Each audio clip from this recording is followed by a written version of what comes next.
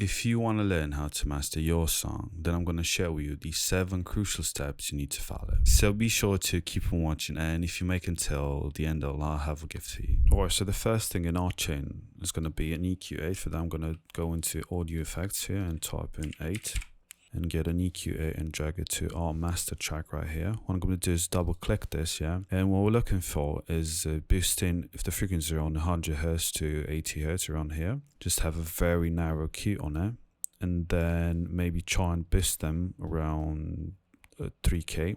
And that's about it for this initial EQA. Obviously you can adjust this depending on how your track is, but this is what I'm going to do for now.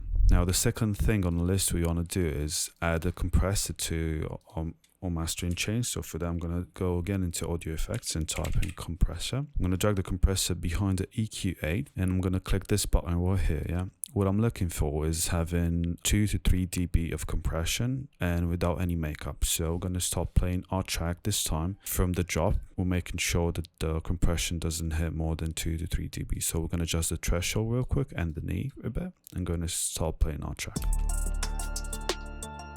You see minus 2.9 of compression. That's what we're looking for. So we're going to play this again.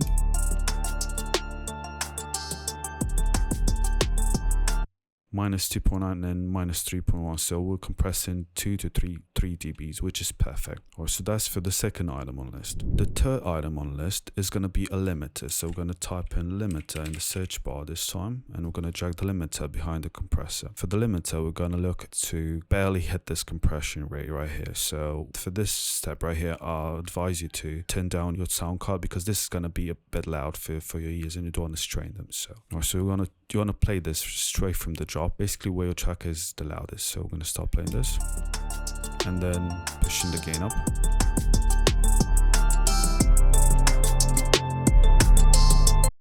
See, it's barely starting to compress here. So this is around 13 dB. So I'm going to start playing this again.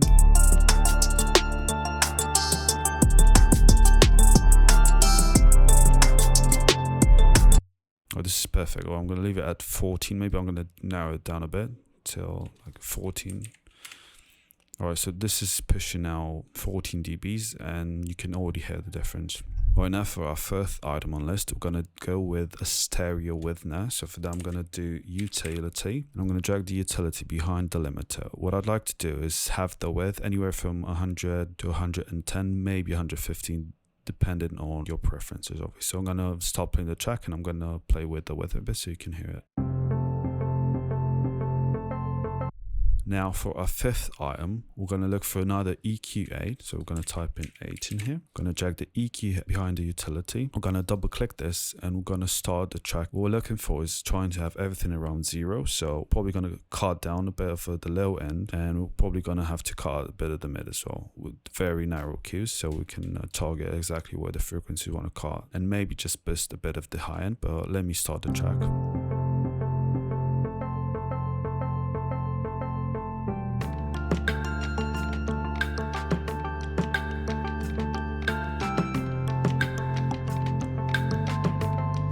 This always depends on your frequencies on your tracks. So this is not like maybe your tracks will need a bit of boost in here if you don't have enough low end, but you have to work whatever track you're working with. So this is not stats, it's just you have to work with it. Now for our sixth step, what we want to do is glue everything together. So for that, funny enough, we're going to use the glue compressor. So we're going to go to audio effects and type in glue, and we're going to drag the glue compressor after the EQ8. What you're looking for is a very, very mild compression here. So nothing more than 2 to 3 dB. So we're going to start playing this track where the drop is, where the loudest peaks are.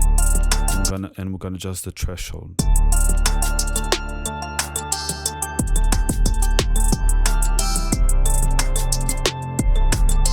As you can see, it's barely compressing. Alright, so for our seventh item and the last one on our list, we're going to add another limiter. We're going to go to audio effects and type in limit again. We're going to drag in another limiter. What we're looking for this time is the boost to be almost towards minus 6 dBs. Obviously, this is your preference, but this is what I recommend.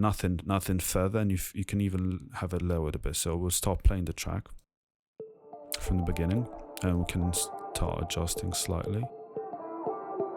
You can see nothing is compressing or anything. It's probably going to start compressing once we get towards the top. So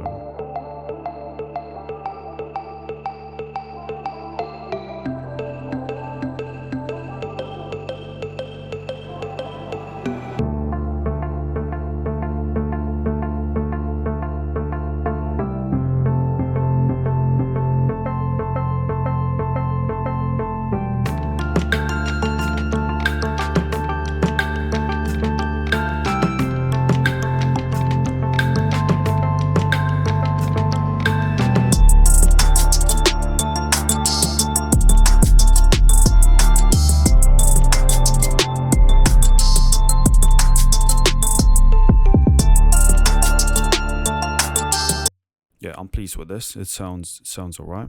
Alright, so now I'm going to show you with and without, just to see the difference between the two. Also, this is without the mastering chain.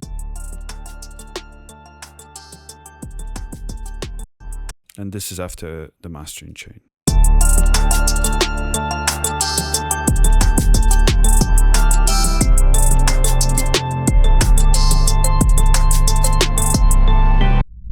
So there you have it, my top 7 recommended elements that you want to have on your master track chain in Ableton 12. And as promised, I'm gonna give you my mastering preset that I'm usually using on my tracks, and I'll have a link in the description, so you can just go download it. It's completely free, no need to pay anything. All right, yeah. So as always, let me know if you want to learn anything else in Ableton 12, and I'm gonna try and make a tutorial about it, or like give you a few tips on how to do it. And as always, thank you so much for watching. Peace and love.